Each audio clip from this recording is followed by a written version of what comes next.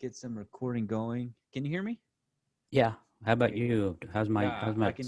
Yeah, it's perfect. I can hear you good. okay? Hold on one second. Can you hear me? Is it still sound good right there? Yeah.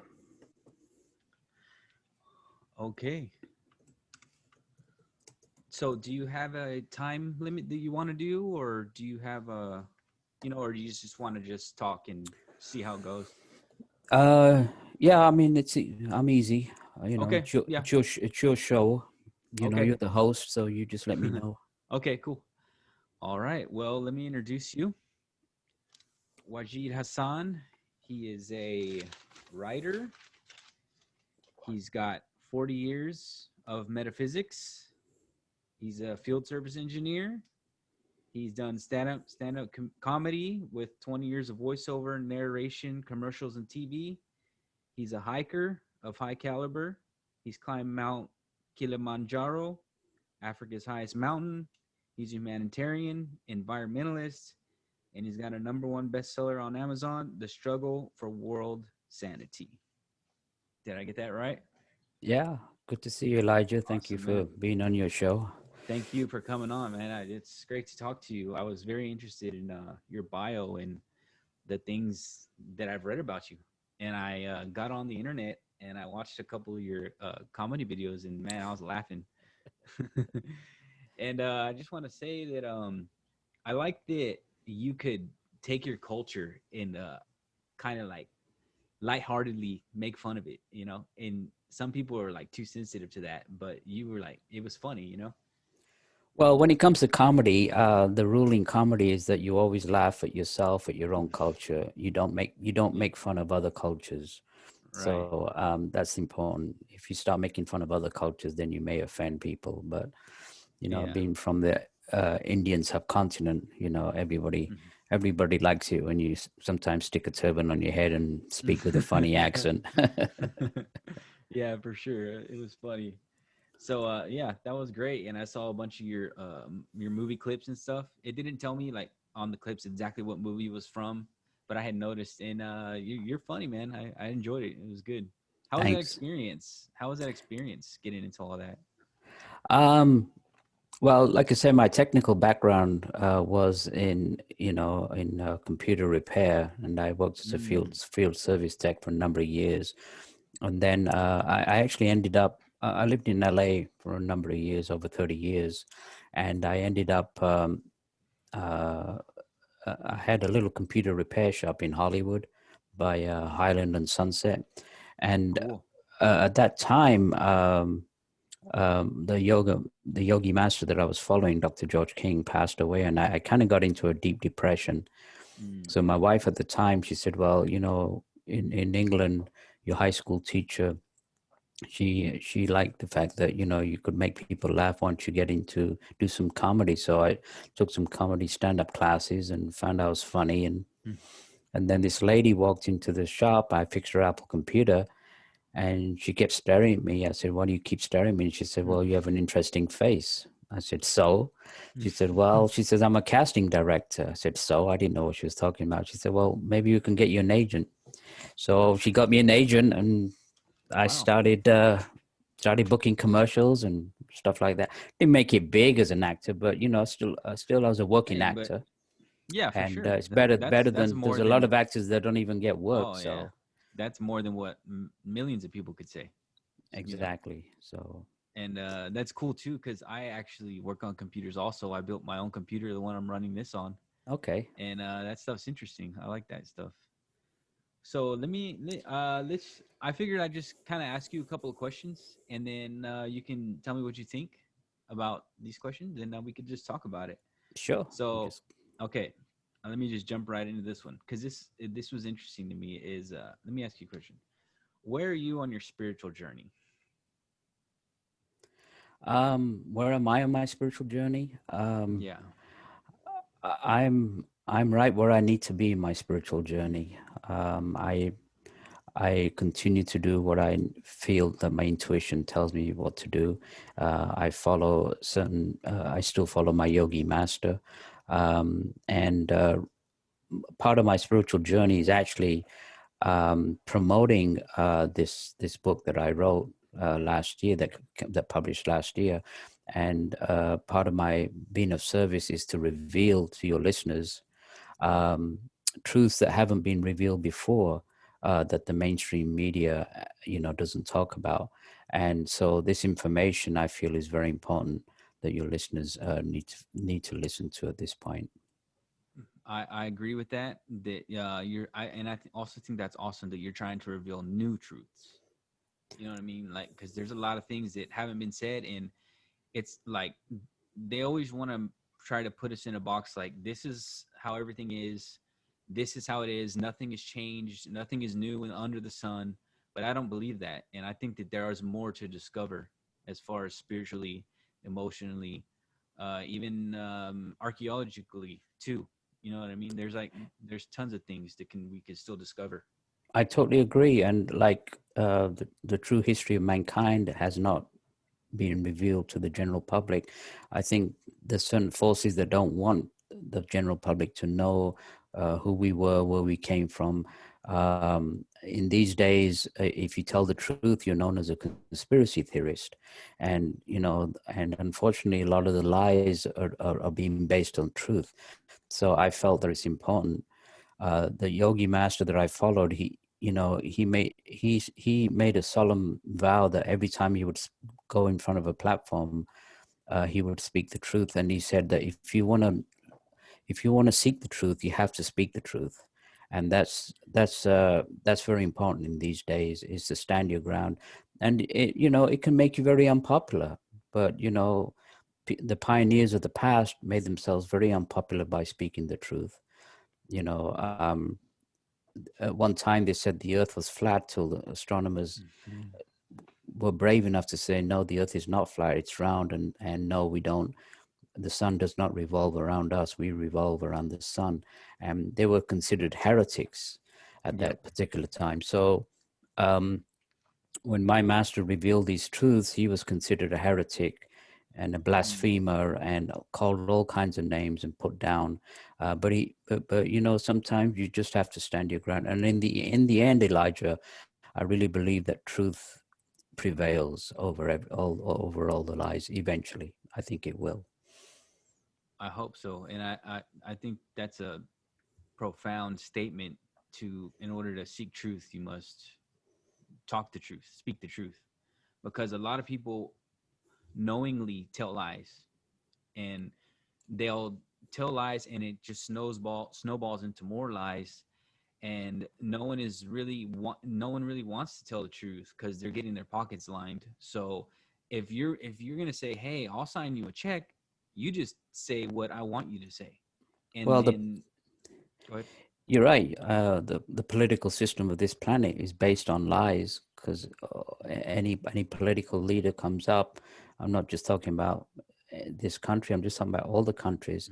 Mm-hmm. I've seen through my life all the promises which all turned into lies. So, and it seems that these days, so long as somebody's pockets are full, they're prepared to tell you anything just to make you feel happy. And then they regress on whatever promises that they made. You're right. So why do you think that when you do tell the truth, you're ridiculed? And it always seems to be that way. It seems that it's we're a very we've been regarded by people, higher intelligences, not of this earth, who contacted my spiritual master, who I believe are very highly, evolved, not only scientifically but spiritually. But they regard us as a very primitive, savage, warlike race. And if you look at our bloody history, it's been nothing but mayhem and murder. And so yeah, I think that's just our state of mind. And things are happening these days where either we change, or things are going to get worse than they are now. As you can see, there's a Definitely. tremendous, well, not just talking about the pandemic, but we have these endless wars. We have an economic system that that favors the minority rich, that makes them billionaires while millions are hungry and in slave labor. And we have political system based on lies and deceit and in-house fighting, and one side thinks they're the better and the other side doesn't. Then we have these endless wars. I mean, I could go on and on and on, but we're at a crossroads right now, and that's the reason I wrote the book. That's the reason I'm on your show, to let people know that yes, things are bad, but based on the prophecies that I've heard from my own yogi master, Dr. George King, things will get better in the future. There is a prophecy that this world is going to get better, but it's up to us to make those changes. So, do you think that it's inevitable it will get better? It's set in stone. It will get better, or do you think we have to do things to make it better to get Well, to that point? it's gonna it's gonna get better based on what's been prophesied by the higher beings who contacted my master. Now it's up to the people of this earth whether they want to stay on this planet in the future, or whether they will be taken away from this planet and go maybe reincarnate into another planet. That's been prophesied as well. So we're at a crossroads right now, and when I talked about our history, if I can quickly share with you the true Go ahead. history of mankind, and if you have any questions, feel free to interrupt me. But um, you know, just a quick word about my yogi master, Dr. George King. He was an Englishman, and in his early 20s, he was a section leader for the London Fire Brigade in World War II during the Nazi, blitz of England, and so he did a lot of search and rescue missions, Wow. and even in those days, he was appalled at the terrible suffering, picking up parts of little children. It really bothered him. Oh, So after the war, he decided to go within and seek and start the study of yoga, not just hatha yoga, physical exercise, but he went deep into, um, you know, uh, the uh, spiritual end of the it, right? spiritual aspects of yoga, the breathing, the mantra, and to the point where he was actually doing yoga for 8 to 10 hours a day Wow. for over 10 years, and while still having a job where he was a London cab driver. And so at that time, after 10 years, he reached such a high state of being that he was actually contacted by the people who control these spacecraft, which we refer to as UFOs, and transmissions started coming through about the history of mankind, where we are now, and where we need to go. And so in the 1960s, he wrote a book called The Nine Freedoms, and which you can get on Amazon if you look up I'm gonna nine. write that. I'm gonna write that down because I wonder the nine freedoms. Yeah, it's Continue. called The Nine Freedoms, and it's by Dr. George King. And so he reached such a stage of evolution. A yogi master, especially the ones in India, they have tremendous powers. They can levitate, they can project from their bodies, they can go through walls. They have tremendous healing powers. And my master had the ability to look at your, we have an aura, we have psychic senses. He Right. can look at your aura, and he could look at your past lives very easily, and tell and know everything about you. In fact, I wrote in the book that he looked at my aura once and validated a particular last life that I was in. And so on the larger scale, again, the mainstream media doesn't tell you, but most of the indigenous tribes of the world, the Native Americans, the Aborigines, the South American native tribes, they know, having been connected to nature, that our planet is not just a piece of rock, but a beautiful living uh, goddess, which we refer to as the Mother Earth. And she also has an aura, and he was able to project from his physical body into his astral body and read the aura of Mother Earth. And in certain Eastern philosophies, it's referred to as the Akashic Records. And he could see in four-dimensional color sequence the complete history of the human race. And what he said, I'll briefly go through it. And again, people want to know more about it, they can get the book.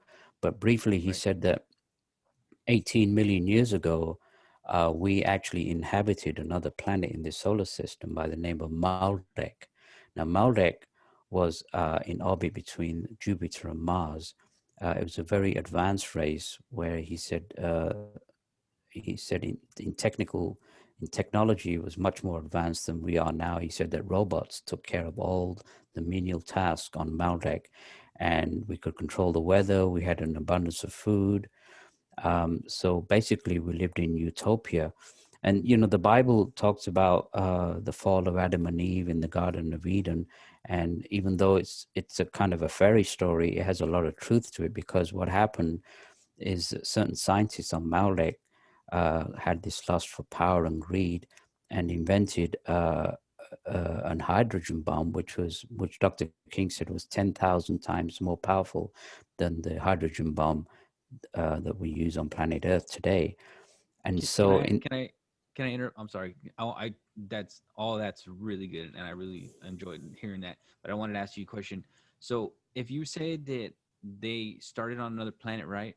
Did we come from that planet as like they traveled over here and did something to the Earth, or is our planet completely separate from their planet, and maybe that our planet is destined to the same thing as far as having robots to do everything and that kind of thing? well, that planet was actually the planet that we as a human race actually lived on, the Maldek. That's our original home planet. Mm. And what the scientists did in their lust for power, they actually exploded the planet and destroyed the planet, which is now the asteroid belt. And Wow. some scientists have actually concurred, Elijah, that the asteroid belt is a planet that was blown up millions of years ago. And The one that so, surrounds our solar system, yeah, because I the know asteroid once belt. you get past Pluto, there is a belt around the whole entire galaxy of basically just rocks, rubble. Yeah, So that's who that's what knows I'm what could who knows what could that could be the planet that you're talking about? exactly. It is the planet that we're talking about.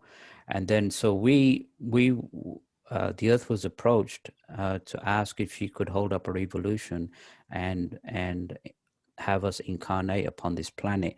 So 18 million years ago, we were introduced to this Earth. At that time, there was another advanced civilization that lived here called Adamic Man, and he over the thousands of years, they they took care of us. We were actually atomic mutations that came onto this planet, and over millions of years, another race came upon planet Earth called Lemuria, and Lemuria again was more advanced than we are today scientifically in many ways. And Lemuria fell down in atomic warfare. And then thousands of years later, another race civilization called Atlantis uh, came, and Atlantis again fell down in an atomic warfare. Some of the ancient Vedic texts, which are like 20,000 years ago, talk about the Vimanas and these light beams, rays, and stuff like that. And what Dr. King mentioned in the Nine Freedoms was there was two warring sides. One had a atomic bomb called the Brahma weapon, or the weapon of God, and another had a controllable atomic ray called Indra's dart, and down fell Atlantis. The Earth flipped on her axis, and Atlantis fell under the Great Flood. And so, coming to modern times, World War One and World War Two, two of the most terrible purges of human history. And then, what did we do for the fourth time? We invented the atom again and started exploding atom and hydrogen bombs. And it was very interesting then, Elijah, that's when in the 50s and 60s, there was a tremendous increase of flying saucer activity around the world.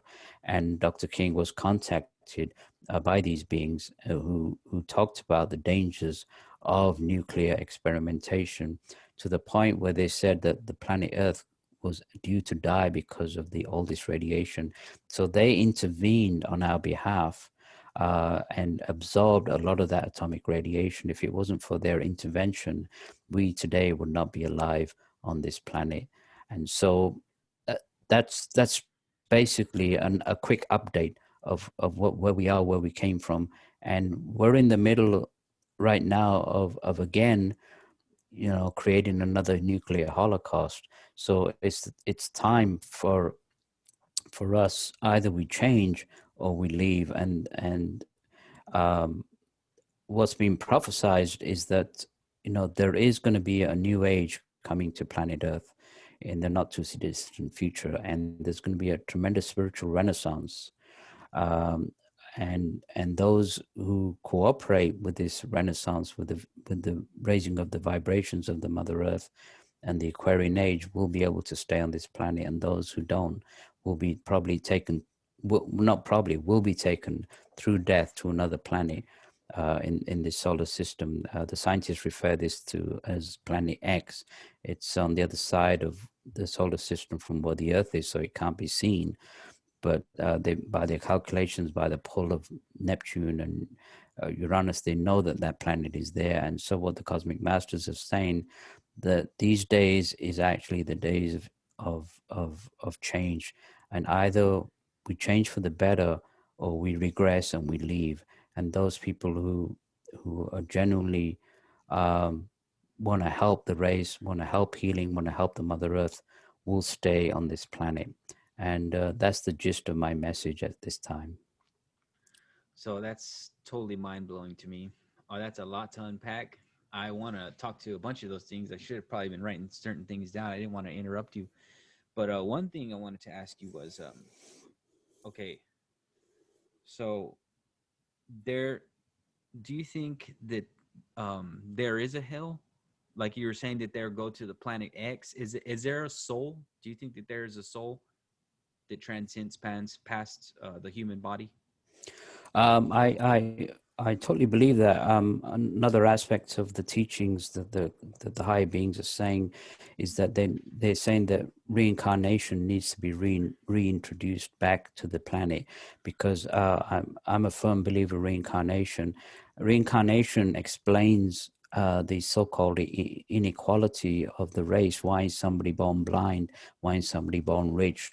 It and so, in fact, some Christian scholars only recently have come out and saying that the Catholic Church banned that Christianity actually taught reincarnation hundreds of years ago, and they actually took that teaching away so Really? that they could control the masses with this one life business.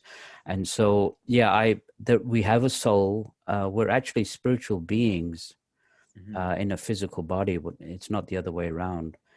So when we die, our spiritual body, or our astral body, goes through different realms. Dr. King was able to project to these realms, and he said that there's 4 realms below us called the lower astral realms, and 6 levels above us, which are the higher mental realms. And so when we die, we go to one of these levels and we learn experiences from there, and then we die on those realms, and we come back and reincarnate. So reincarnation is a truth, again, that needs to be told to the masses. Why? Because I think there'd be less wars if people went out to war and realized that that somebody they're going to kill could be their mother or father or sister or brother in a last life. So yeah, I totally agree that we do have a soul that continues to. There's no such thing as death. There's just a change in frequency. So, just so you know, I am a Christian, and lately, um, I'd say the past couple of years, ever since I started to research a lot of things, I my mind opened a lot more, because when I was younger, I was like hardcore Christian, and I didn't even want to hear anything. Like if you were to tell me this 10 years ago, I wouldn't even listen. But now I'm more like just I just want to hear everything. It's more of like a quest for knowledge, and I think it's good to hear all this stuff too. And it could be true, like you were saying. The Christians were preaching about reincarnation, and I know that there's a soul. And so, do you think maybe what do you think happens to other religions that don't necessarily accept this or even know about this kind of thing? So does it all come back to being a good soul and a good person, and eventually when you keep coming back and you go into these other realms, you learn new things, and then you were to come into a new flesh, and you would be somewhat better than before, right? And then Exactly. And reincarnation goes with the law of action reaction, which people call the law of karma. And so, the Master Jesus said that as you sow, so shall you reap. So the law of karma, not like the laws of mankind, we can't get away with anything. right. So we're allowed to do whatever we want, so long as we're willing to face the consequences. So if you're a murderer, or if you caused a lot of mayhem in your physical body during your life, you will go to the lower astral realms, or the hells as they're called, and you will Okay. spend time down there. And of course, if you've been a healer, a spiritual person, or somebody nice, then you will go to a higher realm. Absolutely. It's not the lower astral realms are not, according to Dr. King, they're not these places of fire and brimstone. They're actually levels of existence. And he said there's people just live there normally, uh, but there's a lot of violence that goes on in these lower astral realms as well. So we pretty much get what we deserve based on what we do in this life. Absolutely. So is there an end game? Let's say like your master yogi, is he gone on to another flesh, or do you think that he has reached the peak? Is there a peak? Like for me, it would be heaven. You know what I mean? And so I don't know if what you're saying is a heaven is like a higher plane, and then you come into a new flesh, and does it keep repeating eternally, or is there a peak where you finally reach a certain point? I guess maybe some call it nirvana. Yeah, so a certain point where you're there, like almost like heaven. In my religion it would be heaven. Yeah, good question. Because in Eastern philosophy, they talk about the ultimate state of mind, which is nirvana, or some people refer it as cosmic consciousness. Um, but when the cosmic masters sent these transmissions through, called the Nine Freedoms, they actually the book actually goes beyond cosmic consciousness and nirvana, and they're saying that there's more higher levels, even there. There's Wow. interplanetary existence, and more. So it doesn't stop at nirvana; it just continues. And I believe, just like there's higher realms on this planet which we can't see unless we're Yes. psychic. Some people can see him, some people can project him, some people can see people who've died, who passed away. and Hmm. and it's the same with other planets in this solar system and beyond. In the early 50s, Dr. King wrote another book called You Are Responsible, and in there he projected to places like Mars and Venus, where he found civilizations, advanced civilizations living there, not on the physical realm, but on the higher planes of Wow. existence. Wow. So, So I, so I want to stop you there. I want to ask you about that. So you're telling me it's called okay. So there could be a whole civilization on Mars, but it's just in a different realm or a different dimension. it's not a case it could be. There is. Oh, there is. Yeah. There is an advanced civilization. And what Dr. King said, and you're a technical guy, I'm a technical guy. Hmm. So we're into logic, we're into Yes. left-minded thinking. And so logically speaking, yeah, if we went to Mars or Venus in a physical body, the chances of finding life there are pretty slim. Also on Hmm. Jupiter, Saturn, because those conditions there Right. could not support life on the physical realm. But Dr. King said that he said if people went to Mars, they could be there for 200 years and not even know that an advanced civilization is there unless they could tune into that advanced civilization. So these people, again, these advanced civilizations, they're on all the planets in this solar system: Saturn, Jupiter, Neptune. They're all inhabited by these advanced civilizations that man these space. And some people have seen like these spacecraft just appear and disappear. So they have the ability to materialize and dematerialize. And so, Hmm. again, unless we're tuned in to these high vibrations, we won't even know that they're there. And so, yes, life does exist not only on Earth, not only in the solar system, but around the galaxy. So it makes me laugh when people like NASA lie and tell us there's no life out there and they're looking for life, but really they're insulting our intelligence, because there's so much evidence of UFOs and spacecraft that that at this point people are just laughing at the authorities saying that there's no such thing as UFOs or life on other planets. It just doesn't make any more sense anymore. So people are really, really interested in that subject as well. Yep. So I would say, because there's a quote I love, and it's, I can't remember who said it, but I'm paraphrasing. It says, there is either life out but beyond our planet, or there's not, and both of them are equally terrifying. So, and I just wanted to throw that out there because I really love that, and it's just shocking to me. And sometimes one day I'll think, man, maybe we're just alone. But I don't. When I say alone, I don't mean spiritually. I mean, we're alone as in there's other physical beings. I definitely believe that there's other realms and other dimensions with beings that aren't physical, and they could be humans in souls, and they could be all over the place. But as far as a physical green man, you know what I mean? I don't know. There could be, because you're saying, and I wanted to ask you about that too, because have you did you ever see that Tic Tac video that the military released?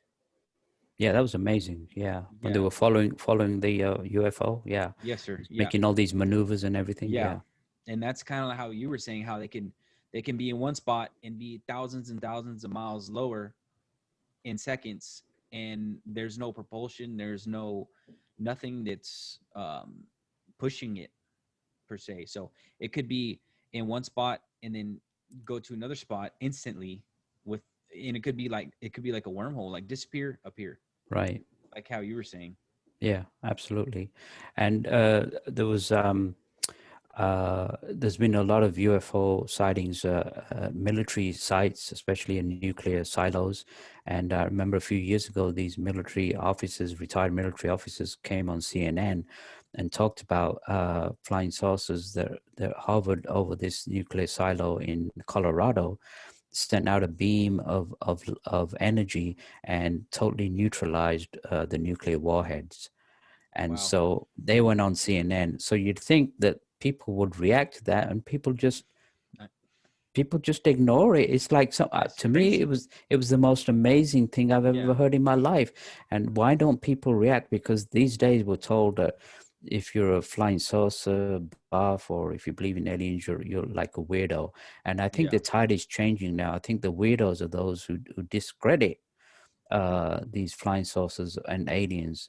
And I think the more intelligent people are people who believe in these things, because the evidence is so overwhelming, don't you Hmm. think? Definitely. The Tic Tac thing totally freaked me out because I'd heard many alien stories, and I didn't know what to think of them. I mean, you got Bob Lazar talking about Element 115. I don't know if you've ever heard him, but he worked for the government, and he said that there was definitely other materials that government had that they're not telling us about, that are not of this world. Right. And there could be, space is, and this is what confirms and proves to me that even the word eternity is real, because they can't even explain to us what space is. They can't explain to us where it ends. They can't explain to us if it's in a loop of eternity. And they say it's expanding, but does it does it ever end, or is it not expanding, and is it it's just eternal? And to me, that's real life proof of eternity. Regardless of how you look at it, you cannot disprove that that the galaxy is eternal.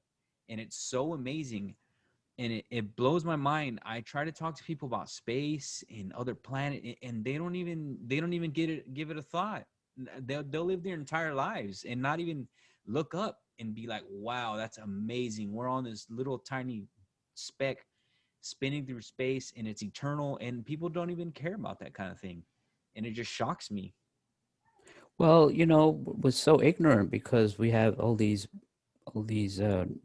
distractions, Yeah. and so it's time that we stop looking down at our like you said, stop looking Mm-hmm. down at our smartphones and looking at all the brain, things that just you know making us zombies, and look up Mm-hmm. into the sky Yeah. and look up to the inspiration and the higher inspiration that's coming from these higher beings. Absolutely right. Why look at all this media gloom and doom all the time, the murderers, the rapes, the violence?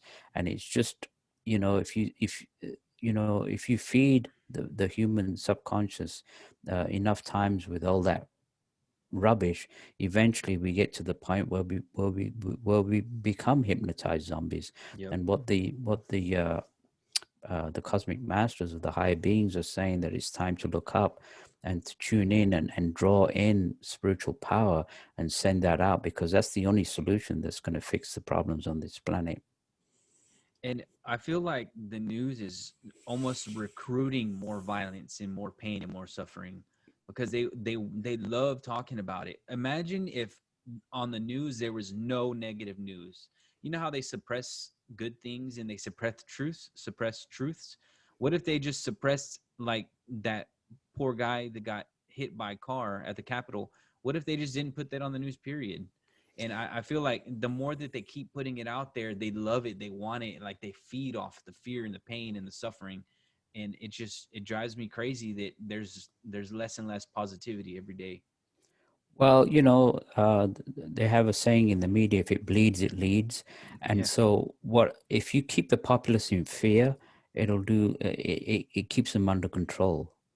And if you remove the fear, they can think for themselves. So I think there's forces behind the scenes that are keeping the population in fear. They're keeping the population in division. There's hatred between races. There's hatred between religions, and all these are, I think, especially designed. It's not haphazard. They're designed to create that, divide and conquer scenario, so that keeps us limited and in some kind of mental slave enslavement that we're all under right now. Absolutely. And I think the only solution is, I remember back in the 1970s, uh, when they had these oil embargoes and they didn't have enough oil. And Dr. King at the time, he said there's only one energy crisis on this planet. And he said that that's the spiritual energy crisis. He says if you Yeah. solve that crisis, all other crises between countries, even in your personal life, um, are going to be automatically resolved. And we talk about starvation in this world.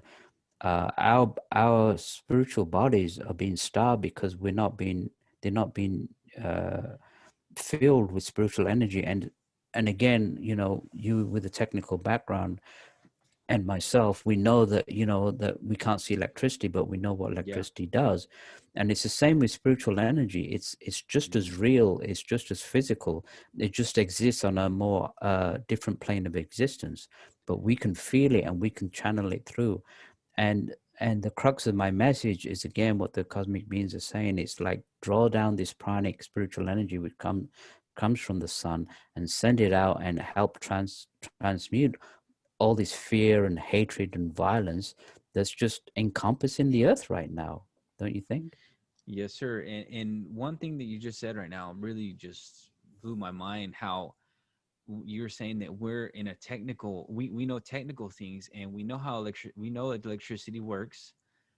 Everyone knows it works. You can see a computer chip. You don't need to be explained that, or even how we're talking. It's traveling through the airwaves. You can't see it, but it obviously it exists. So why do they lose their minds and they call you a freak if you say, hey, there's spirits that you can't see, and there's all these other things that you can't see, but we know they're real. Isn't that crazy how it's like a perfect correlation together of those two things? And it's just, and I don't understand how people can't see that, and they don't want to believe it because they can't physically see it, but yet they'll look at a cell phone and they'll call somebody. There's no string. It's not a can and a string like it used to be. It's through the airwaves and you can't see it, but it's there.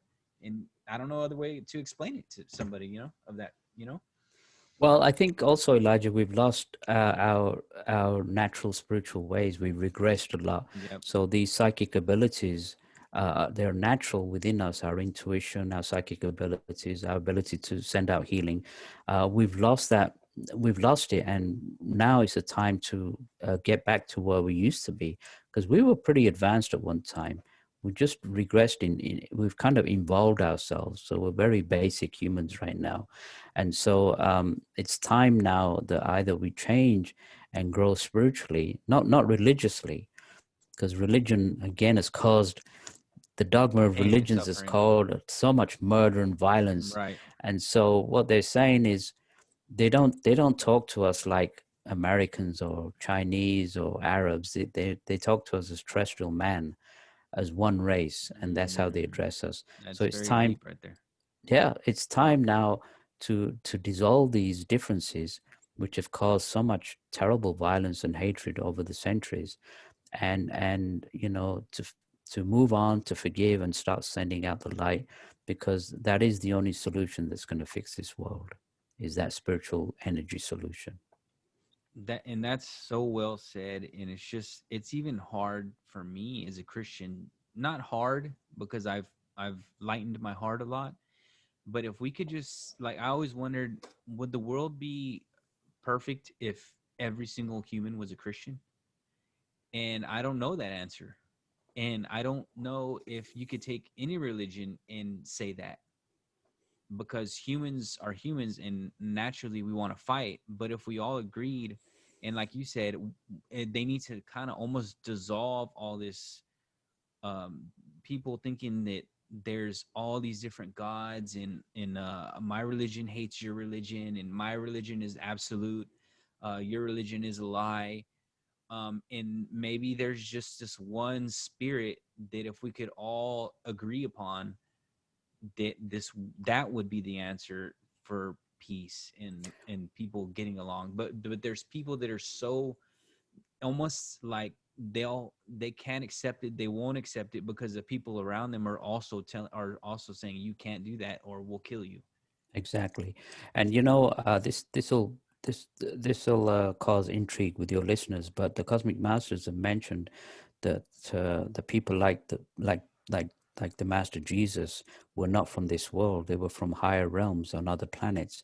People like the Lord Buddha, the Lord Krishna. They said that the Master Jesus was actually, in fact, the Bible talks, I think in Revelations, where Jesus said, I'm from Yeah. I'm from the house of David, from the bright and morning star. What's the bright and morning star? That's Venus. And Mm, so the Cosmic Masters have said that the Lord Jesus was an interplanetary master that came in a physical body from the higher planes of Venus. And they said that the Lord Buddha was also an interplanetary master, and so was from Venus. And it's interesting that when the Lord Buddha was born, there was 5 disc-shaped objects that were seen above the temple, and when he mm, died, there was 5 disc-shaped objects seen above the temple. And when the Master Jesus was born, there was the so-called Star of Bethlehem mhm. actually wasn't a star, but an interplanetary spacecraft that hovered over the stable, that was introducing this highly evolved master, which we refer to as Jesus, onto the physical realms of this earth. And they said that the Lord Krishna was also a highly advanced being from the planet Saturn, and other masters like Lao Tse, Patanjali. So you talk about, well, why, maybe we should all be Christians, or maybe we should all be Buddhists, or maybe we should all be Hindus. But the philosophy of these religious leaders is exactly the same, which is, don't kill, don't Yeah. steal, don't Yeah. murder, heal, help each other. And those basic natural spiritual teachings, which have been given by these great masters, have been diluted and warped into by the people who control Yeah. the orthodox That's religions. And so the messages of these great masters is all the same. It was right. just given in different times, different Hmm. cultures. And True. so there was the, back in the 1950s, uh, my master actually went on the BBC on TV, and he took a transmission from one of the cosmic masters known as Aetherius, and they asked him while he was in this high state of consciousness. They asked the master Aetherius, they says, "What's your message to Earth at this time?" And he said, "Well," he said, "if you're going to be a Christian, be the best Christian. If you're going to be a Buddhist, be the best Buddhist. If you're going to be a Hindu, be the best Hindu." So they didn't say, "Oh, follow us." They said, Right. follow the principles of the religions that you were taught, and act accordingly, and don't murder each other based on religious ideology, but cooperate and work together. And that's astrologically what's happening right now. We're in the age of Aquarius, and the age of Aquarius astrologically is pushing mankind to drop our differences, our religious dogma, our hatred, and rise up and serve and help each other, because we are, whether we like it or not, and some of us don't like it, but we're all one race. And even the people that we despise, they're all part of us. We're all just one human race. Do you think that there is one? Do you think that there is one God that does everything, even the spiritual beings, the all the religions are, let's just say all the religions are wrong, or maybe there's one God that we don't even know about that is ruling everything? Or is it like in Christianity, you have the Trinity, the Holy Spirit, you have Jesus and God, and they're all one. So is there a one God, do you think, or is it like you were saying, it's like on a different level, it's different, it's not really just one centralized thing, it's like a whole being of everyone in the universe tied into one thing that Well, that's a great question, because uh, scientists talk about the Big Bang, where the universe Mhm. expanded, and in Eastern philosophies they talk about the Big Bang in a different way. They talk about the great outbreathing of the Absolute, or the original Mm, God, that mhm. expanded and so for some reason involved itself into different aspects, different billions and billions of life streams. And now we have what's called the Great Inbreeding of God, where people are going back to this divine source. I believe Wow, there is one divine essence that controls the universe, the one that's God. But beautiful. I think there's also highly evolved beings that are closer to God, like our Mother Earth. I believe is a goddess who's closer to God. I believe that the that the sun is closer to God than we are, and so there's different stages of evolution. So there's beings that are more highly evolved than we are, that are closer to the divine. But yeah, I agree. At the end, it's just one absolute that controls the universe. Absolutely. That's beautiful how you said it was the Big Bang was like a exhale, right? And then now you're saying that as people die and go to go to different realms and go into the spiritual world, it's an inhale of coming back into that soul or that being of God. Yeah, That's really interesting. our ultimate evolution is to go back to that divine source that we regressed from. And so the nine freedoms that Dr. King wrote goes into the evolutionary cycle that we have to follow for many millions of lives to come. So the truths are out there. And again, I'm not here to convert your listeners. Hmm. I'm not here to say listen to my ideology. I'm just telling them if they want to do their own research, keep their open mind, they make their own decisions. And that's what this podcast is about. Really, is just being open to everything. You know, keep your mind where you can absorb knowledge instead of hardening your heart. And even Jesus said, "Don't harden your heart." So you want to be able to accept things, and don't think like, oh, if I believe Wajid, I might go to hell. Like, no, that's not how it's supposed to be, you know?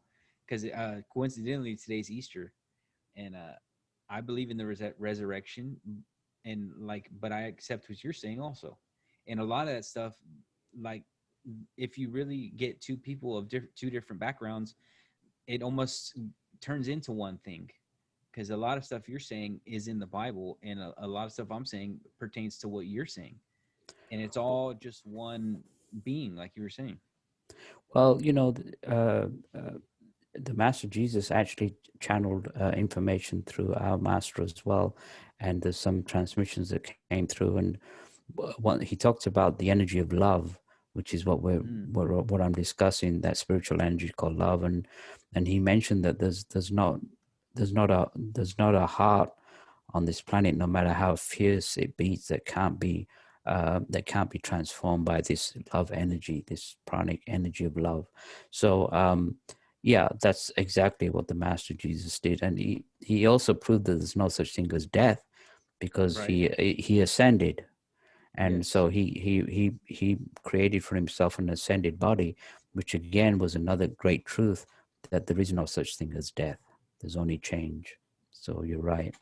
I accept that completely. There is no such thing as death. Your physical body dies, but your spirit moves on. And what I would say was hell is what you would say is another dimension in or a different plane. And I do believe that there are different planes in the universe for sure. And you mentioned your yogi master. Now that's super interesting to me. I would like to know about him. I guess I should read his book, and it's it's so cool how you're saying that your projection, once you get into that state of a certain breathing, because I heard a story that a yogi master lived for like 200 years You're because right. he was able to slow his heart rate down so slow, and he basically mastered breathing perfectly. And those things are possible, and they do those things, and it's almost like a hidden knowledge, or in the Western world it's not really known, but there's other parts in the world that this stuff is known, and it's beautiful to me. Well, speaking of living to 200 years, that we've been told that old age is a disease on this planet. There's people on other planetary systems. Dr. King said that they live in ascended bodies where their cellular structure is completely changed to the point they can stay in that same body for up to 20 to 25,000 years in that Wow. same physical body. And Wow. so that's also our heritage. We just lost that. That's all. But probably through, who knows how. Do Well, you think it's we've lost it through our regression, through involving ourselves by all this wars and hatred and everything. We brought our vibrations down, and yeah. when we raise our vibrations, we can live like the gods that we were at one time. So do you think that since the metaphysical being, the metaphysical state of your being affects your physical being? Absolutely, and vice versa. So there's something wrong with us physically affects our spiritual or auric body, and if something's wrong with our auric body, it affects our physical body. And so when you know, one of the greatest healers on this planet was the Master Jesus. He was able to heal, channel that pranic energy, and he channeled it into the auras of people, and the so-called miracles. He said, anybody, you can do these miracles as well if you work hard enough. And so, yeah, when when you give spiritual healing or send out healing, you affect the spiritual or auric bodies of individuals, and it balances the energies in that in the psychic centers, and which also reflect onto the physical body. So that's how spiritual healing works. Absolutely. And that's another thing, like how I was saying that the electricity, we can't see it, but we know it's there. It's the same thing. Someone could think about horrible things and make them do horrible things, but they think it in the metaphysical realm and they act it out in the physical realm and hurt people and do evil things. And that's more proof to me that there is something. And there's these are just little subtle things that you can feel and that are real, that affect the physical realm. Well, I mean, there's one way that your listeners can um, my cat just walked in. It's okay. There's one way that your listeners can feel the spiritual energy is they all they have to do is raise their hands in front of a mirror and Okay. project energy from the two psychic centers in the palm of the hand, and the psychic center, the heart center, which is 6 inches in front of the breastbone, and all they do is visualize a white light in the mirror, and instantly they'll feel a tingling in the hands and around the body, which shows physically that this energy does exist. So that's a good test. And also, you talked about thoughts. Thoughts are just as real. Again, Mhm. because we can't see them, Yeah. you can project a hate thought to somebody, and it will pierce their aura, just like Mhm. a knife will pierce your body. And so we have to be very careful with our thoughts, because those thoughts energies, what we project, we get back. So we throw these thoughts of hate and jealousy and murder. Guess what? They come back to us, and we have to reap that as well. And And so people the beauty of spiritual of sending out spiritual energy is that we get that back. So it's a double whammy. So we benefit by sending out the spiritual power. that's a great point, because even I'm guilty of feeling, I don't know about violent hatred, but hatred towards these people that are spouting lies, and they're pushing hate on me, like, oh, I hate anybody who doesn't agree with me. And I feel that and I get mad too, and I'm like, oh, I hate that you're thinking this way too. I So think I and think it's natural. We're all human, and of course, I feel that way at times. And we haven't suddenly sprouted wings and a halo. Of course, we're normal human beings, and we feel that way. But that's not the answer, mm, because we can't fight hate with hate. And so what the higher beings are saying is, it doesn't work. Bombing people, hating people just causes more of a vicious circle. So what they're saying is it's time to transmute that hate with the energy of love, with that white energy of love. And you know I also believe not only on the physical, I believe there's a spiritual war going on behind the definitely. scenes between the forces of darkness and the forces of light. And I think it's more important now, because I feel the demonic forces in these lower realms, they know that the vibrations of the earth are changing, and they see their demise. And so they're impressing people on this planet to cause division, to cause more racial wars, to cause more, religious wars, so that they can feed on that energy, that lower vibration, because they don't breathe or drink or eat like we do. They feed on the vibrations. And so we have other forces of light on this planet behind the scenes that are trying to stop this. So we're responsible, for the future generations to come, for the children of this earth, that we need to leave some kind of legacy and roll up our sleeves and start sending out and changing and becoming light beings. And no matter who we are, what religion, even if we don't even believe in religion, we can still send out that power. That's great. So how do you think we can? Because maybe I need to work on that also, and I'm glad we've talked about this because it's maybe I need to be more loving to people that I don't agree with and strongly don't agree with, and maybe that will project them to also do the same. Because how do we get these people that we don't agree with and they're on the news and they're spouting evil and calling everybody racists and flaming the hate and flaming the fear? How do we get them to accept this and try to bring their vibrations up and stop pushing their? Because I think if they're pushing and we're not pushing, how do we stop them from pushing back? Well, like I say, we can't you can't fight fire with fire, and we know that. Look at our history. Um, you know, Dr. King made himself very unpopular back in the 60s when he said that the communist Chinese are just as close to you as your children.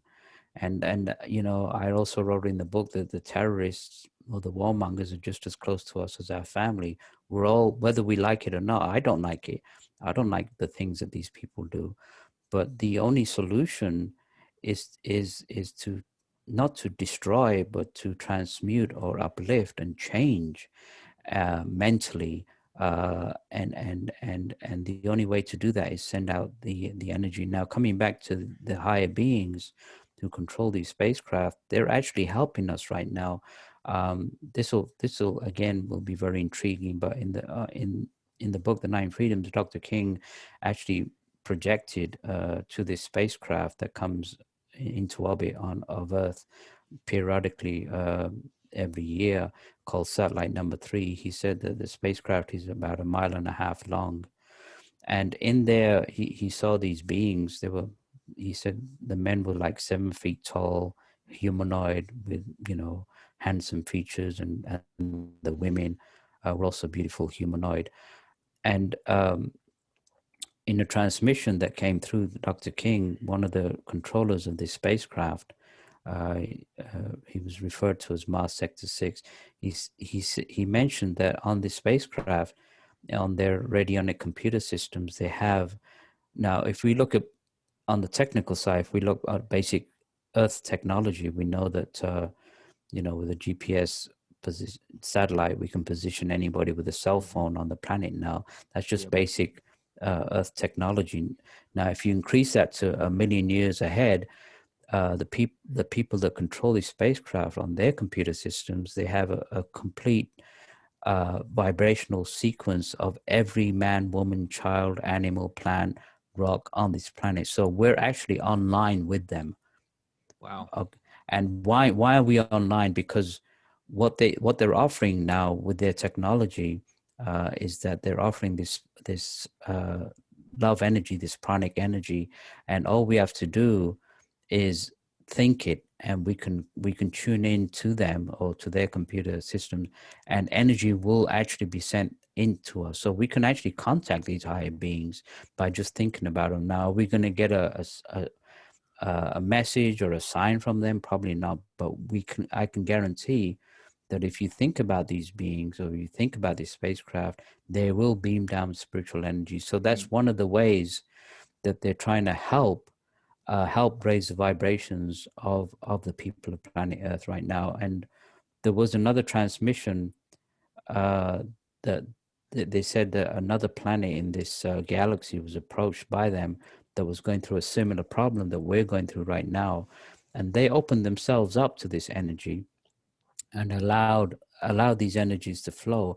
And they said within 50 years there was a complete change in this planet, and it rose. So they're saying that all we have to do is reach up, send that energy, and we can, you know, the people that we despise, instead of keep despising. I closed out my Facebook account a couple of Mm. years ago. I couldn't handle all this hatred Yep. because it just irked me, really irked me. Yeah. And so instead of getting irked and getting angry, you know, there's two practices we can do. The first one is that if we feel that people are throwing anger at us, or we feel their vibes, there's one practice we can do called the violet flame, where we bring up this violet flame from the Mother Earth around ourselves as a violet, healing light, and that'll protect us from all this mental energy that's been thrown out of us.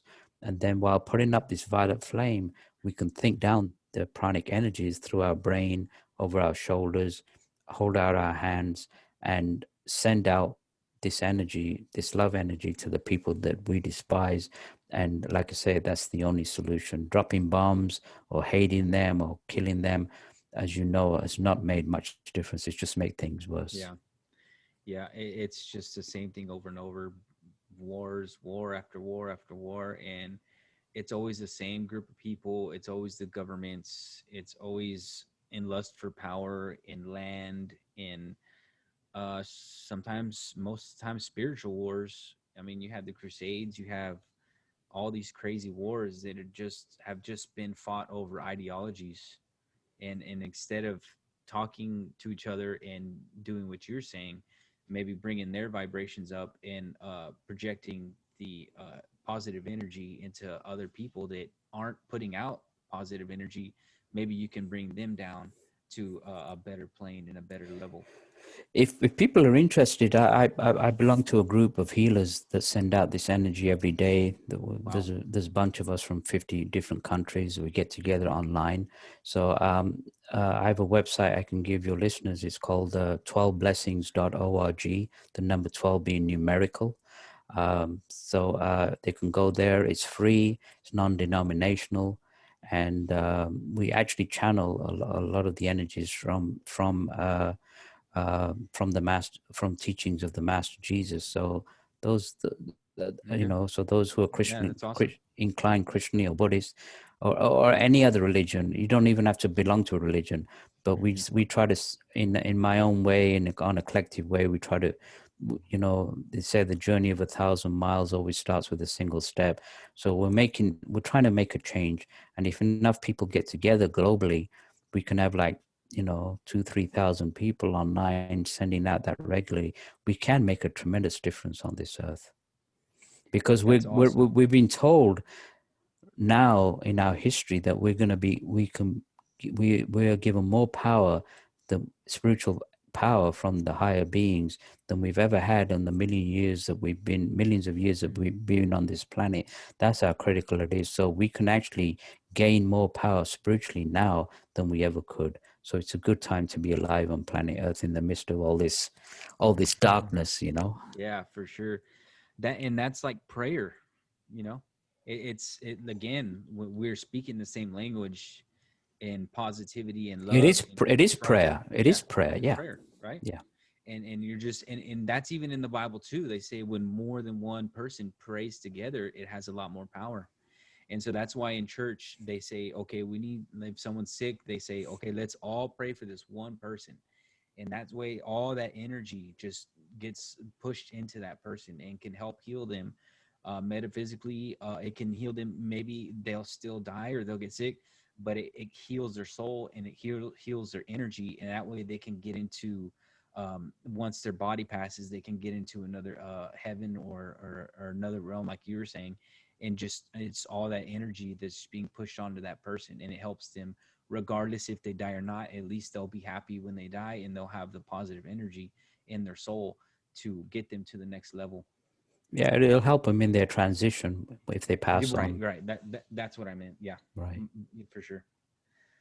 So I was gonna save all that awesome stuff till the end, and but we jumped right into it. So I didn't even get to ask you. I wanted to ask you about climbing that mountain. What and see, this is another thing. And I was thinking, I said, what? Because I always wondered what it would be like to think, okay, I want to climb a mountain. And I always wonder, like, man, because when I hear that people commit suicide, and especially people that are very wealthy, these people they'll get bad thoughts. I don't know if it's pills they're taking. They I know for sure they're on psychotropic drugs that pharmaceutical companies give them, and it definitely messes up their brain. I don't know, mentally they lose it. Look But at I was one. poor Robin Williams, what he had to go through. Yeah, I know. I mean, that guy was hilarious. You Yeah. would think that he was exerting all this positive energy and laughter and love to everybody, but somehow he just was dead inside. And I don't know if it was that like that for his whole life, or it was the drugs that these and I'm pretty sure when you're famous, you can get anything you want. And you can talk to any doctor and you can tell them, I want a script and I don't want to stop getting these pills and I want to keep taking the pills. And it Yeah, warps their look mind. at Prince, look at Hmm. Michael Jackson. You know, Tom they've all Petty. got hooked on, yeah, hooked on pharmaceutical drugs, and so again, there's a spiritual void there, Yeah, and definitely. so it just goes to show that fame and fortune is not the answer, because even the Right. ones with fame and fortune are very unhappy. When I was in Africa, when I was climbing Kilimanjaro, I went to the villages there, and people were living in huts made out of cow dung. They were living off the Wow. land, and you know what? They were more happy than a lot of people in the West. They didn't have I credit bet. card debt. They didn't have Yeah. all this, They stuff. weren't working all day Yeah, long in a yeah, shop doing something they don't want to do. yeah. We're slaves to the system. I mean, the cosmic masters have said that the economic the economy of this planet, they say it's a cancer in the heart of spiritual man, because we're just slaves to the system. People Mm, just working, especially in this country, they just works all these long hours. They don't get a chance to even think, to breathe, to meditate, to pray. And so, it's a case of like taking time off to really, go within now, and not be part of the rat race. Absolutely. Now Kilimanjaro was just an incredible, Africa is just a fantastic continent. I actually went on a safari in Kenya, then I went on to wow. Kilimanjaro, and it was probably the hardest physical mental feat I've ever done in my life. But Definitely. I got to tell you, I've never been this close to God than when I was climbing the mountain, because And I was above the noise. I was above humanity, and I was up there. It was just me in the rarefied air, and I was having some great spiritual experiences up there in the mountain. that's I could only imagine that that's exactly what I think would happen if I got to do that. Because I know when I go camping or I get away from all the city uh, vibrations and all this crazy electricity that's going through my body, naturally once you get out into a place like that, that's when you're closer to God and you're closer to the earth, and you're closer to really what we should be doing is being out in the air and just living and just seeing the beauty of the world. And I always wondered, like, if these people that are hurting so bad, I wish there was some kind of foundation where it could just be like climbing a mountain foundation. Like, if you're so hurting that you want to kill yourself, why don't, before you do that, you got all this money, go climb a mountain, do something that you might even die uh, trying to achieve. You could die climbing Mount Everest, but at least you would die in a state of triumph, and that you really try to do something other than just taking your own life in a bathroom or something like that. It just seems like it would help these people, and it would probably help tons of people if they could just like feel what you were saying that you were feeling, just complete euphoria and spirituality, just being out in the mountains and just hearing the animals around you and the life of the earth. And that's just beautiful. And I wish hopefully one day I can also climb a mountain or even get close to something like that. Well, suicide is a very complex issue, and we don't. I'm not an expert in the matter, but I've had situations where I've been down in the dumps so bad, and we all Mm-hmm. get down there. But if just looking at reincarnation, just killing yourself is not the answer, because you project onto the other realms, and you'll still have to come back and face those problems Yeah. again. And so suicide is not the answer. But I also agree that going out in nature is a great healer. And you know, Jesus went up into the wilderness, went up to the mountains. A lot of the spiritual leaders of the world go up to the mountains. I think the call of the day is again service and being of service, amongst the populace. But I think I agree it's important to sometimes get out in nature and do some self healing, self breathing, and be part of nature. Dr. King had a mission back in the early 50s called Operation Starlight, where he charged 18 different mountains around the world were charged with spiritual energy. Mm. And so people can climb those mountains. Kilimanjaro is one of them. And then that could actually intensify the power, because these are spiritual energy batteries, these mountains. Um, there's some in England, some in America. Mount Baldy is one of them. Castle Peak in Colorado is one of them.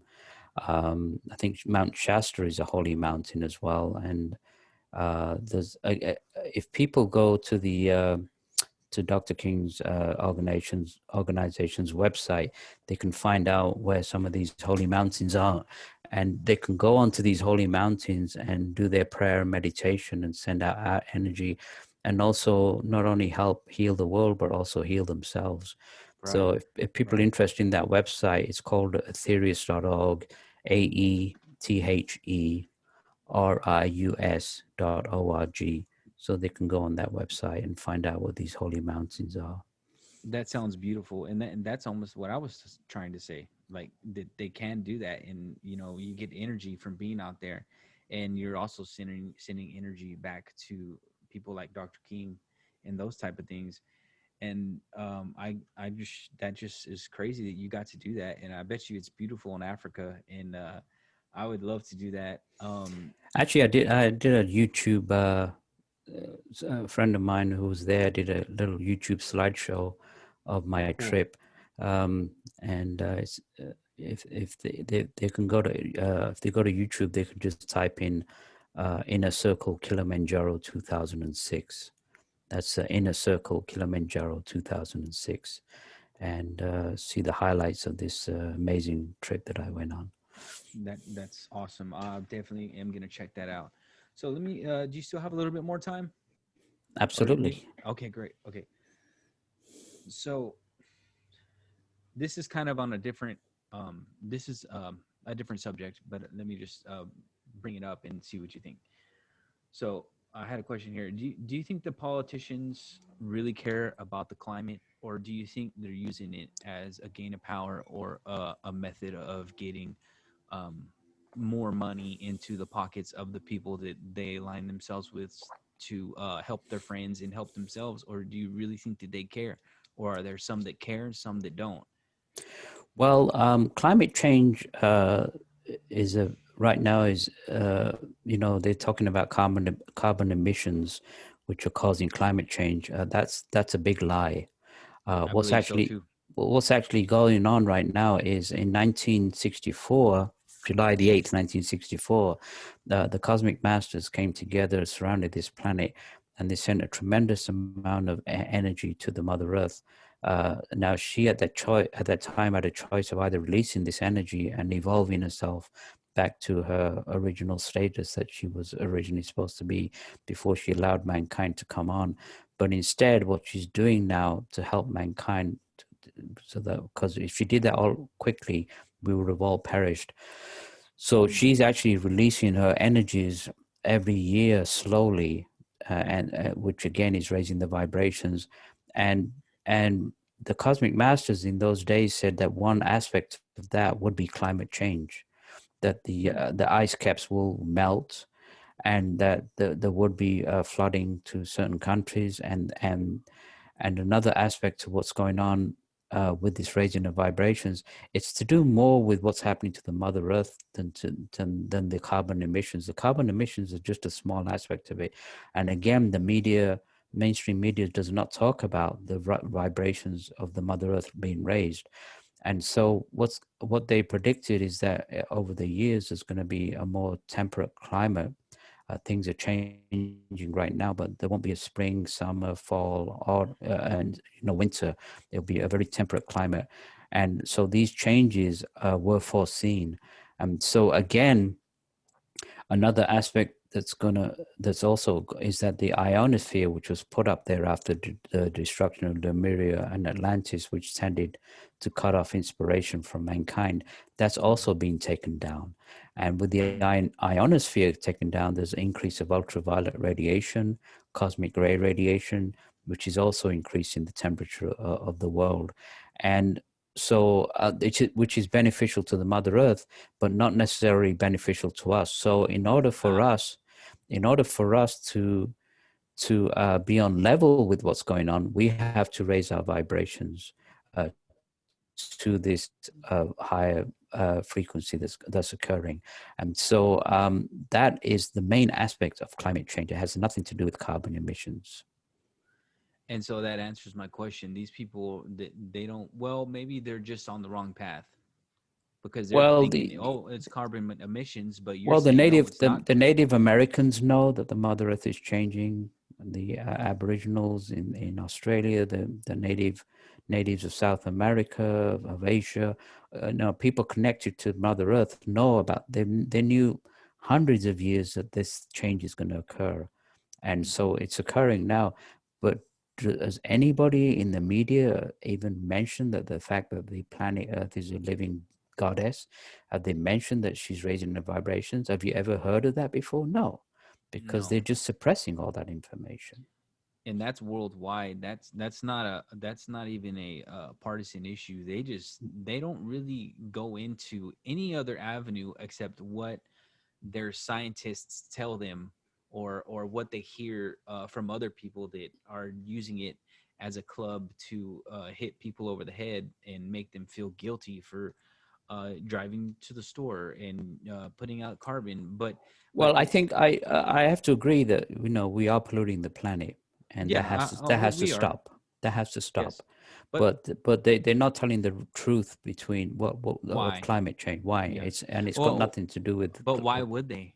Because why would they tell us? Because if they would go on the news and say, um, where our vibrations are too low, we need to bring up our vibrations to uh, connect with the planet, to maybe, because vibrations are real, megahertz are real, that is a real thing, and that also plays into maybe why these icebergs are breaking up. Maybe it's just the earth is shaking at a wrong Well, the vibration. ionosphere is coming down, so the ultraviolet rays are actually creating a temperature rise on planet Earth, Hmm. and that's why the ice Hmm. caps are melting. And there will be flooding to some countries in the future. There will be.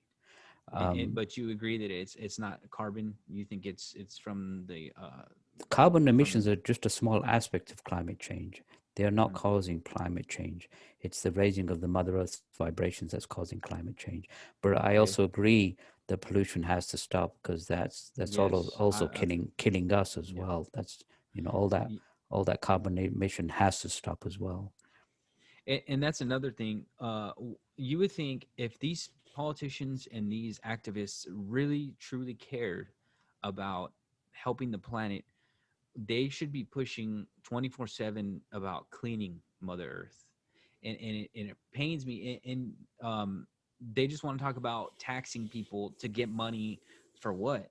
And if like the other day, I took my truck to get tires, right? And so I lived about a mile or so from my house. And I said, you know what? I'm just gonna walk home. And so I started to walk home, and I realized that there's trash everywhere. There's trash all over the grass. There's trash all over the floors, and it freaked me out because you don't really see that kind of thing when you're driving around. And I was just shocked, like, man, there's trash everywhere. And I think maybe if there was more groups, I know there are some, but if there were more groups dedicated to cleaning the ocean, I mean, I wouldn't mind if they said, hey, you need to pay a little bit in taxes to help clean up better. I would probably agree with that. Other than, oh, you need to pay us taxes because you're driving a car because of the carbon. I would be more on the side of helping clean up, other than trying to take my money for emissions. That doesn't make sense to me and doesn't seem like a positive thing. Well, um, the cosmic masters said there's only one sin on this planet, and that sin is ignorance. Mm. Because we're not aware of what we're doing, we act in ignorance. Now pollution is a gross form of ignorance. If the people realized that we're actually polluting, Dr. King said, he says the most holiest being you will ever touch is the ground beneath your feet, because we Mm-hmm. live on this beautifully evolved goddess called the Mother Earth. And so if people were aware that they live on a living being, they would think Right. twice before they started polluting the body of this being. And again, the law of karma being action reaction being opposite and equal, that pollution is going to come back and haunt them and make them Yeah. sick, and it's Right. going to That's beautiful. suffocate the planet. So it's just all ignorance. War is a result of ignorance. Everything is, and if people were enlightened and were Mm. told the truth, they would think twice again. The people are ignorant of reincarnation, so they go to war and kill people. So all Mm. these truths have to come out now, and especially the fact that we live on this beautiful goddess which we've been raping for Right. centuries. All we've been doing is take of the Yeah. resources, and how many have actually uh, thanked the Mother Earth, for the Mm. weather, for the food and everything. We're so self-centered and selfish that we've just been taking. It's time to give back. Yes, definitely. I agree with all that. And I think it's an understatement that some people, I try to explain to them the beauties of the earth and how perfect it is. It really is a perfect planet if you just look at it through water, oxygen, the way the plants are. They give out oxygen, and the food, and the animals, and us, and we're just on this ball, and it's just perfect. And people just take that for granted, and they, like I was saying, they don't look up, they don't awe inspire into space, they don't even look at the ground and are in awe. And I do, and I see it, and I'm like, man, this place is so beautiful. I was looking at those pictures of the Kilimanjaro, the mountain you climb. It's just incredibly beautiful. And We we people, live they on don't. this. We live on a beautiful, beautiful planet. Beautiful planet. Mhm, You're right. mhm. And and we drive to work. We come home. We watch TV. We go to bed. We drive to work. We Yeah. maybe hang out on the weekend. Go somewhere. Do a little drinking, and that's our lives. Mhm. Majority of lives Right. on this planet. And like you know, we need to go out and experience, look up into the skies and experience the beauty of this planet, and appreciate how beautiful. And Dr. King said that the cosmic master said we didn't come here to suffer. We Right. weren't. This is a classroom, a beautiful classroom. The suffering is all our own doing. We've Yeah, created it's all all the ourselves. I suffering. was gonna Yeah, say that it's we us that are can't we doing it can't to blame each God other. for that. We can't blame Yeah, God for he gave that. us. Yeah, he said, "Here you go. Here's a perfect planet in this gigantic Right. eternal universe. Here you go. Here's love. This thing called love that is the most powerful thing in the universe. Also, and people just throw it in the trash. Just how they throw stuff on the ground and destroy the planet. And it's heartbreaking to see other countries drive a huge barge out into the ocean and just unload a huge freaking ship Rubbish. Yeah. full of trash into the oceans. Well, let's hope this interview goes viral and people start Mhm. realizing what the wrongs that they're doing. And again, they do it Definitely. out of ignorance. Yeah. Sometimes they may not even do it out of malice. Mm. They'll just throw that McDonald's Yeah. bag out of the window without even thinking. Yeah. And I even see that, and yeah, I'm like, man, why do you do that? And there's like, it's just a rapper. I'm like, dude, what do you mean it's just a rapper? You times 7 billion people, it's just a Exactly. rapper. You know what I Exactly. mean? And if more people didn't have that mentality, I think it would do a lot of help to for But people not to but do that. I will tell you there is a spiritual renaissance going on. There is a Mm. spiritual change going on because of the vibrations of the Mother Earth raising, and also with the Aquarian age. And so people like yourself and myself. We are opening our minds. There's millions of people whose minds are being opened now, and they're questioning authority, and it's good to question authority.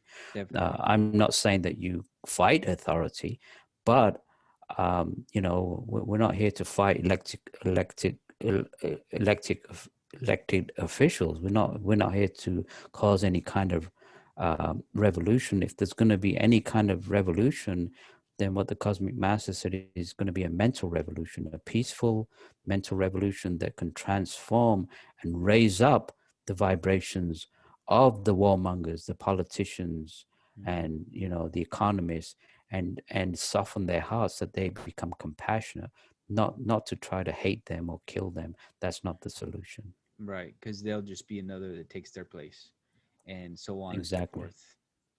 So I got a couple of more questions for you, and then we can call it. And I love this conversation, and I'd love to have you back, and give it Okay. some time, and I'll definitely call you and have you back if you want, if you Yeah, it'll be a grace our pleasure. presence. I've been enjoying the conversation with you Me as too. well. It's been great. Okay, so let me ask Good you good this. energy. Good energy. Yes, sir, Yeah. for sure. So I read that. Have you reached clairvoyance, and how can people try to do this? And I know we talked about earlier about the thing in the mirror, and I'm definitely going to try that. And and clairvoyance is a awesome word to me, and it represents a lot of awesome things. And I listened to a band that has an album called Clairvoyance, and it really talked to me when you said that. I said, man, that's just such a cool thing, and I want to learn more about it. Can you shed a little bit of light on what it is and if you've done it or anything like that? Well, clairvoyance pretty much means clear vision. And Mm, so what's happened is we've ossified the psychic senses in our aura. And so we're operating on lower centers, but we haven't really opened up. You know, we have the psychic centers in the solar plexus, the heart center, the throat center, the center in the forehead, and the center, the Brahma chakra on. And so what's happened because of our involution, we've ossified the energies that flow in and out of these psychic centers, and we tend to use our lower centers more. And so to get clear vision or clear audience, and to get these basic psychic abilities, these are natural abilities in man. These are not something that's airy fairy. And uh, one thing that can increase psychic clairvoyance is yoga breathing exercises. okay. There's a book Dr. King wrote called Contact Your Higher Self Through Yoga. You can get on the Ethereal Society website. Um, and sending out spiritual power. What these things will do is it'll start opening up the higher senses, Mm, and tuning into the cosmic masters. These energies actually open up the higher senses, and when they do that, um, our clairvoyance is increased, and we can start seeing nature spirits. We can start even seeing some of the energies that are flowing. We can start seeing auras. I remember when I was climbing to the top of Kilimanjaro, my clairvoyance got so acute, maybe because it was the lack of oxygen, but mm-hmm. I could clearly see auras of people when I was up on the high altitude. Wow. So psychic abilities can be increased when sometimes the physical body is really depleted. I don't suggest that way, but I think the Yeah. more natural way is through yoga breathing, Right. healing, using your intuition. These are natural abilities that we have that can open up the third eye, that can open up the solar Yeah. plexus and start receiving clear vision or clairvoyant Mm. psychic experiences. So it was almost like you did it on accident. You were at so high altitude that your breathing was changed, and then you knowing all the knowledge that you know, you like almost like just went like that, opening it. Oh shoot, you know what I mean? Oh, I was That's half dying. crazy. I was like, I was close to death because Wow. I was just walking with my mind. My physical body Right. was so exhausted. I was It just was walking on gone. brain power. Well, that's crazy. Because I the highest I ever been was Colorado. Because I'm in Texas, so Colorado's I'm pretty low. high. Yeah. Yeah. So, but I that was the only time I'd experienced the air being thin, and I noticed that it was harder to breathe. And I can only imagine up there, it's way more intense. That's the biggest challenge is the altitude, Mm, is the lack of oxygen. And so there was climbers, they said 50% don't make the top because there was climbers who are physically fit, but their lung right. capacity couldn't handle the Right. lack of oxygen and the altitude sickness. Oh, it was a tough climb for sure. Was it beautiful when you got there? Oh, amazing. Oh, Absolutely amazing. See the glaciers, which have unfortunately started to melt, but these giant glaciers at the top of the right. on I top saw of the that video. volcano. Yeah, amazing. Oh, that's so awesome. Yeah. Is there like is there a hole? Like, is it a There old is volcano? there is a hole. It's yes, it's Wow, still a volcano. Yep. that's incredible. Yeah. That's so incredible. So when you say what were you thinking when you started to see the auras in the spiritual things once you said you were almost close to death and your breathing changed? Did it freak you out, or did it more just It confirm intrigued me. your It intrigued me. right? Yeah. So that's very interesting. I can see auras of people clearly. So, but like I said, that's not the way to do it. The Yeah. more natural, Yeah. the more natural way of Yeah. yoga breathing is the way to Uh-huh. gradually balance it, do it I, in I a more definitely, balanced I way. definitely, because I just recently barely started trying yoga, and I noticed when I'd get in these positions, my body would feel so much better, and I noticed that breathing helped a lot, and it's coming from somebody that's very very amateur, but I felt like there's something there, that if you could go even higher with that, you can reach some kind of clairvoyance in helping The breathing. one of the transmissions that Dr. King, one of the cosmic masters, he said that there'll be three forms of healing of medicine in the future. One will be the study of the science of yoga. If you Mm, study the science of yoga, you can heal yourself tremendously. The other one was chromotherapy, which is color healing, which is not being used right now. You know, light energies of healing, and then the third one they said was homeopathy. The science of using plants to heal. So mm, those natural medicines will be the future as well, instead of being x-rayed and right, cancer and all this other and drugs that had 25 side effects. right, I'm not saying that medicine is bad. right. No, I There's understand. I, when we give healing, like you can't fix a broken leg, it has to be put in a splint. yeah, But the healing process, we work together with medicine, where we can accelerate the healing process. But again, like you said, some of these medications, especially some of these psych meds, hmm, they're a root cause of a lot of problems and the side effects, and people just go. A lot of young people are dying and freaking hmm. out and doing mass murder, and you find out a lot of them They're were on all psych meds. Yeah, so definitely, yeah, that's an and issue again that's not been addressed. no, they refuse to talk about that one, Yeah, because if you notice because on the the big news pharma too. making billions of dollars on it. So exactly. Exactly. And if you watch CNN, what do you see every commercial break? Pharmaceutical company pushing pills, pushing all that stuff. Yeah, So they get their money from that type of deal. And I feel like medicine, like you were saying, like the herbs and the stuff from the planet that can help people. I can almost guarantee you there's some kind of plants or um, the way you can put things together that could heal cancer and could heal. And there's even stories of a woman here healing a bunch of people of cancer through different types of plants and different things exactly. that she mixed The together. natural healing. Yeah, I Hmm. mean, And, and when my mother was a child in Pakistan, there was no medical doctor. They went to see a hakim. A hakim is a herbalist, and mm, they would concoct different herbs for different without any side effects. So natural right. medicine is also going to be the medicine of the future as well. Absolutely. Yeah. I just feel like they're pushing down on it. Like they don't want us to have that because there's a bunch of nefarious Well, there's people no that money in may, it. See, there's no money right. in it. Like spiritual Like, healing, there's no money in it. Dr. King said, if you're going to give spiritual healing, he said, give it free and just ask for a donation. So there's no money in right. spiritual healing, but it's Hmm. just as effective in many, many Yeah. cases. People are being cured of cancer and different ailments Yeah. just by spiritual healing. And look at COVID. This whole time, I knew, and other people knew that you needed vitamin D, you need vitamin C, you need all these great vitamins that are natural that could build your immune system. But for some reason, they never even mentioned it. They didn't. You know what's interesting? In the 60s, the Cosmic Masters talked about, they said there was going to be a virus coming from the east, they weren't talking about COVID, but at that time it was virulent flu virus, and they said that was going to kill millions of people. And so Dr. King went into action and created healing circles that sent out light.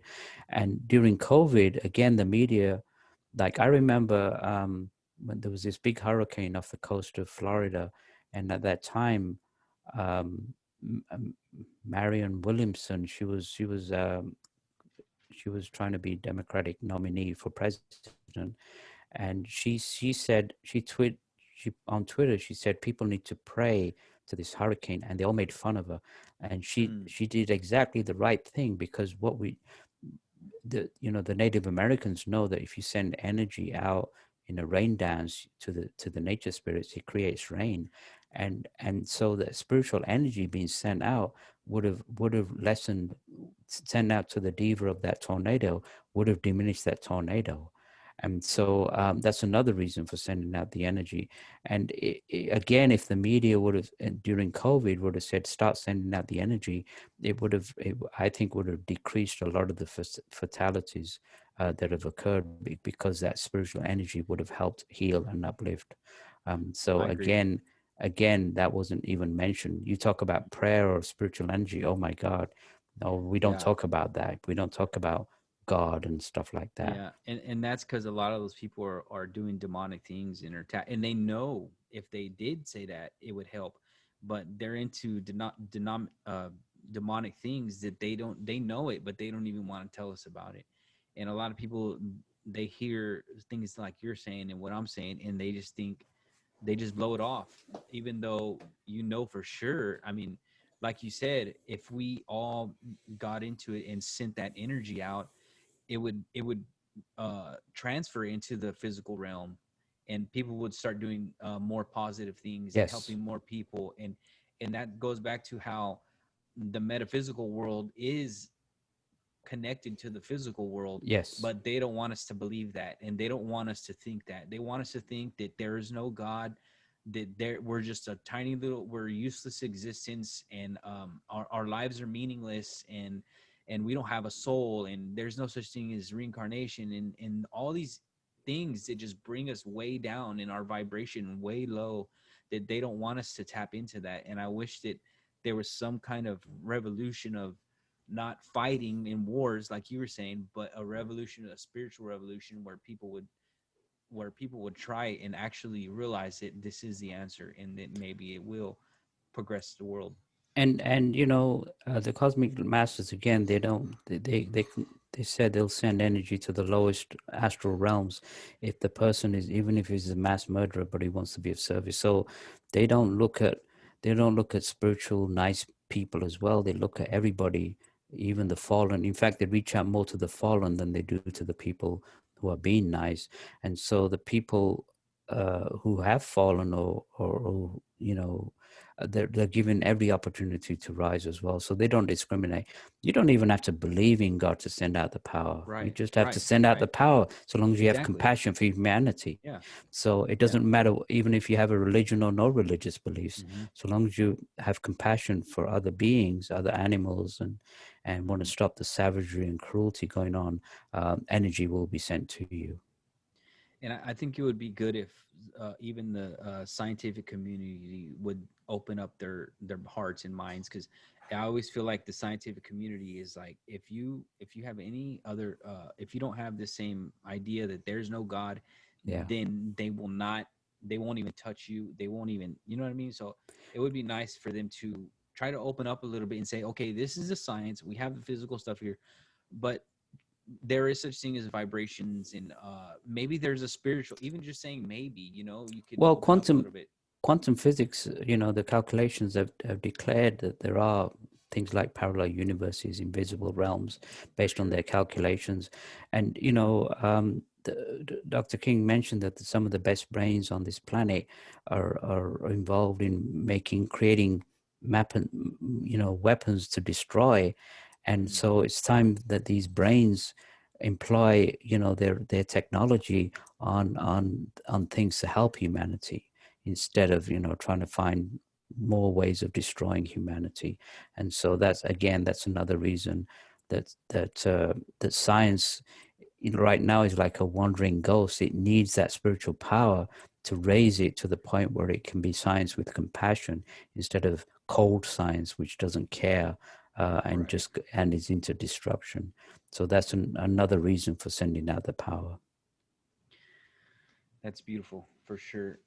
So I got one more question for you, Wajid. What, or it's more of a, yeah, I guess you could call it a question. So in your book, I haven't read your book. I'm definitely going to read it. I looked it up on Amazon. I was trying to get the Audible, but it was trying to make me do a subscription, which I will do regardless if I have to. But I was trying to read the bio on it, or the like the review on it, and it was saying that did you have an alien encounter, or did you have anything of that sort? I did, yeah. And is it, yeah, really? Could you Yeah. tell me about that, and then we can call it a day, and I would love to have you back in the Yeah, future. I think that's one of the reasons also I wrote the book, because when I was 18 in England, I had this, you talk about clairvoyance, psychic. I had this premonition that I needed to be somewhere, and it kept bugging my mind for 3 days. And finally, what I did Mm, was I took a map out of England, and I scanned my finger over it to, like, I knew I had to be somewhere at a particular place and time, and my finger pointed to this place near Stonehenge called Salisbury, and I knew I had to be there at midnight on that Friday. And now why, I don't know. I'm just getting these mental right. impressions that I had to be there, and so I took the Greyhound, they call it in America. Well, They call the coach. I took the coach from London yeah. to Salisbury that Friday, and I walked a number of miles in the dark to this place called Clearwater, just outside Salisbury, You and I just walk jumped, there. just walked there in the You just dark. walk. Yeah, You just. Wow. That is and I was awesome. 18, wasn't even clothed properly, and so I jumped this fence by this little reservoir or pond, and exactly at midnight, I looked up, and from the south to the north, this disc-shaped white object slowly traveled above me, and I was like, okay, I'm in the right place. And then at 1:30 in the morning, another disc-shaped object moved from the west to the east above me, and the impression I got was the sign of the cross. Wow. And of course, we know that the cross is a holy symbol way before Mhm. Christianity. It's a symbol of resurrection, of ascension, Right. of the spirit. And so I thought that was very interesting. And so I stood my ground, even though it was cold. And exactly at 3 a.m., this larger spacecraft, flying saucer, came over. It was about 100 feet above me. It stopped and hovered over me.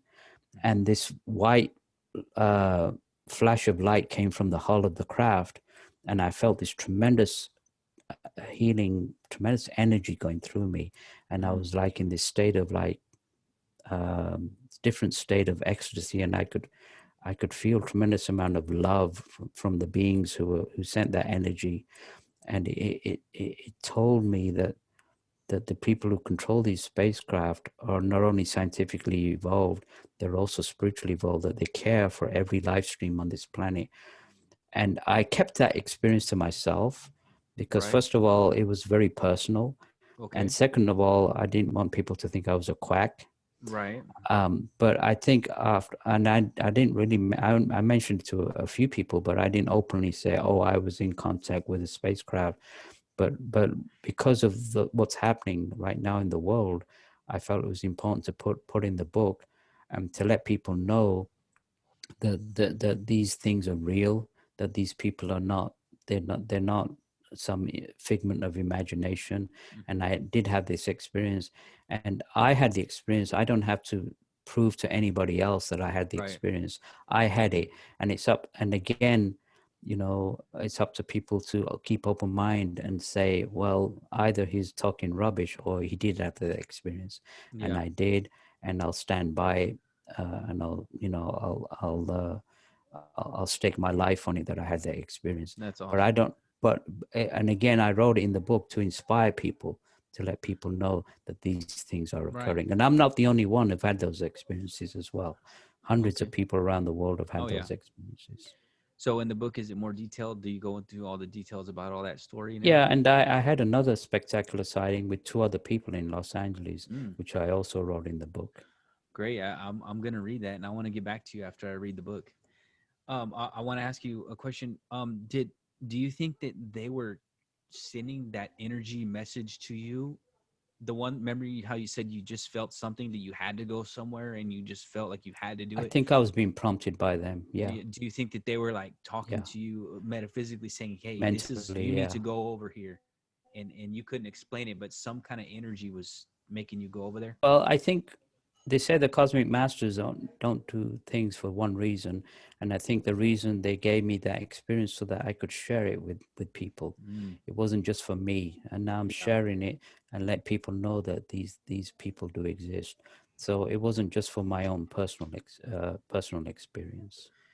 Okay, Wajid. Well, we'll end on that one, and I just want to say out there, where can they find you? Do you have any kind of uh, I don't know, social medias? I know you said you deleted your Facebook, and I don't have that stuff either. But Well, is I it have a possible? acting website, but I'm not here to promote my acting. If people Okay, want to talk to me, I have an email in the book, but people can email me personally at Wajid the number 4 GK at gmail.com. That's the WAJID 4 GK at gmail.com. And so perfect.